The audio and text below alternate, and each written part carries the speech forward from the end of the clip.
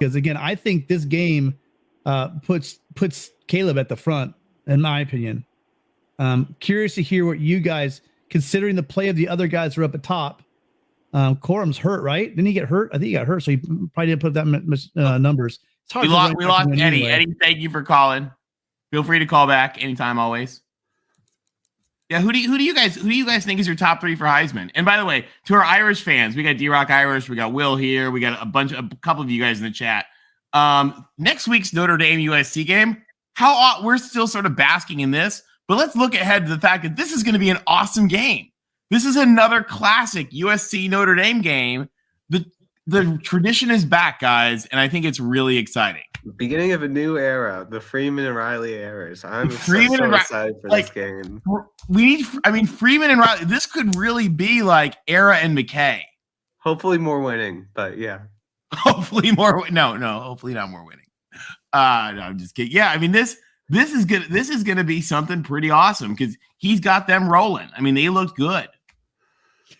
Top 3, 1 Caleb, 2 Caleb, everyone else. I think CJ Stroud could steal it from Caleb, but is anyone else? I don't know. Well, thankfully, I mean, Hendon Hooker down. I mean, the glory of the SEC is no. They got the Wisconsin treatment of jump up, and sit down. Yeah. Because, guys, and by the way, to everybody, South Carolina is a bad team. Do not let the SEC propaganda machine say a good word about South Carolina or, I mean, Vandy won again today. Vandy. Yeah. And did you guys see the Vandy students charging the field, politely coming down the stairs? It was so cute. It was. It looked like a kid's fire drill. I love how Darrell, as soon as he called in, he's like, Mark, Vanderbilt's a good team, Mark. Vanderbilt's a good team. All right. Hey, guys, we got David Knight joining us. What's up, David? David, welcome. Yeah, let's even things up. Fight on. What did you think of that game tonight? Hey, let me say one thing.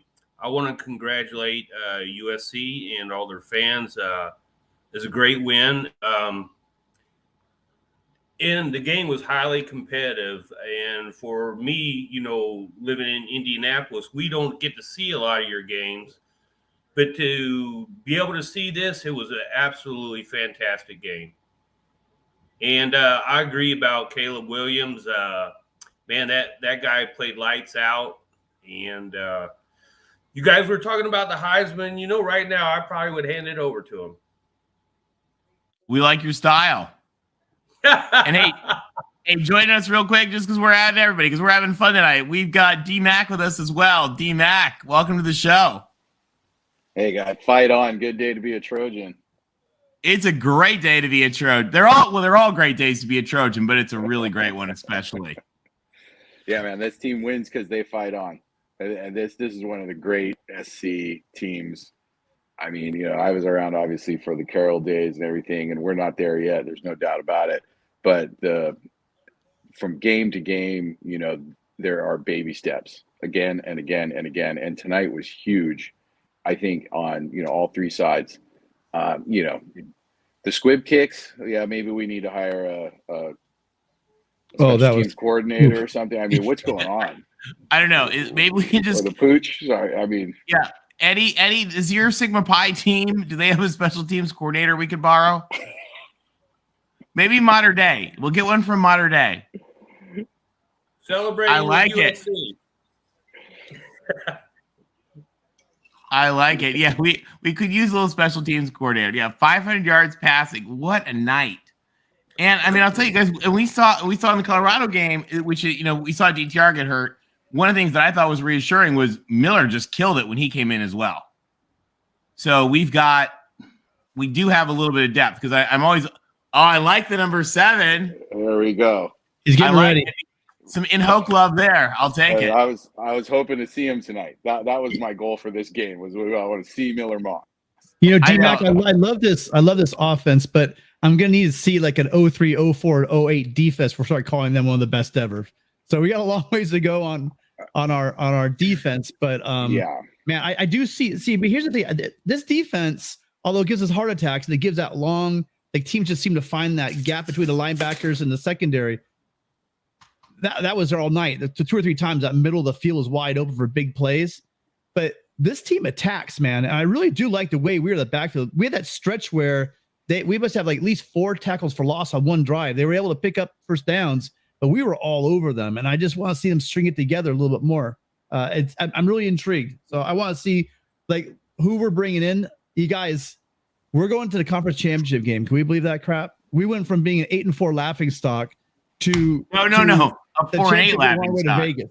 And what we're going to have, what we're forgetting about now is, and we got to stay focused on them right now and enjoy these games. But can you imagine in the offseason, they're going to have, I don't know, 11, 12 wins possibly at the end of the season? Do you know what that's going to do for recruiting and for they better start I'll tell you what, all the coaches out there better start hiding their recruits and their commits, because we're coming for you guys. You know, a lot of the guys that kept these recruits and they were kind of wondering, you know, how is this going to work? There's a lot of trash talking about Grinch, a lot of trash talking about, you know, is it really a good fit for them out there on the West Coast? Well, I think it was more than a great fit. And so when we win these games, we've all seen when USC wins 10 games or more, go ahead and get ready for our recruiting classes. It's going to be amazing. And doesn't the transfer portal open up again in about a little less than 2 weeks? I mean, they're all going to want to come in 10 days. People who want some postseason play. Exactly. I mean, and the other thing, guys, and I'll tell you something that also doesn't get enough credit. One thing Lincoln Riley's talked about coming from Oklahoma to USC is how much easier it is to recruit at USC. I mean, because of all the things we think about, but also, I don't know if you guys know this, particularly some of our older fans, but USC is now the number 5 ranked academic school in all of FBS. If you average the academic rankings, the only schools ranked higher than us are Stanford, Duke, Northwestern, and Vanderbilt. And so, like, as far as recruiting parents, you know, when they try to, Lincoln Riley said when he goes to parents, he's like, your kid should come to USC. The parents are like, yes, please. And he said we're looking in Oklahoma. Sorry, what'd you say, Tim?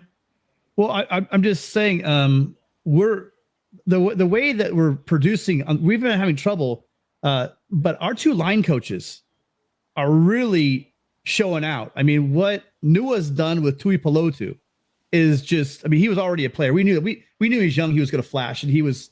You know, he's in the backfield as much as their running backs, right? But what he's done, he's going to be able to point, hey, look at the film on this kid. Look what we've been doing. Turned him into an absolute All-American, you know? So who's like a 3-star, I think. I don't think Thule was much more than, I can't remember. I can look it up. But, I mean, he wasn't that highly touted. I correct me in the chat if I'm wrong. And so to make Thule into this guy is just amazing, you know? For a guy that big, that quickness, he's just a disruption and a disruptor, and it showed again tonight. So what they've been able to do on the defensive line, Nua, and what Hanson's been able to do on the offensive line, and then 10 wins, boys, it's looking really good. It's looking really, really good.